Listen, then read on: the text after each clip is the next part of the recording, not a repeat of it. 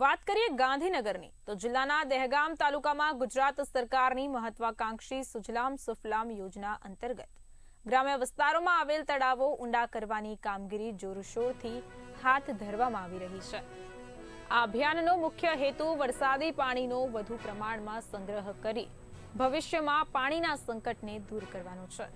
તાલુકાના બાબરા, પાટના કુવા અને ઉદણ ગામોમાં તાજેતરમાં તળાવો ઊંડા કરવાની કામગીરી પૂર્ણ કરવામાં આવી છે। આ પ્રસંગે સ્થાનિક ગ્રામજનો, ગ્રામ પંચાયતના આગેવાનો તેમજ પ્રદેશના ધારાસભ્યની પણ ઉપસ્થિતિ જોવા મળી હતી। તળાવો ઊંડા કરવાની નજીકના ખેડૂતોને સિંચાઈ માટે પૂરતું પાણી મળી રહેશે તેમજ જમીનનું પાણી પાતળું ઊંચું જશે। તે ઉપરાંત પ્રાકૃતિક પદ્ધતિથી થયેલા પાણીનો સંગ્રહ પ્રાણીઓ અને પક્ષીઓ માટે પણ આશીર્વાદ સમાન સાબિત થશે।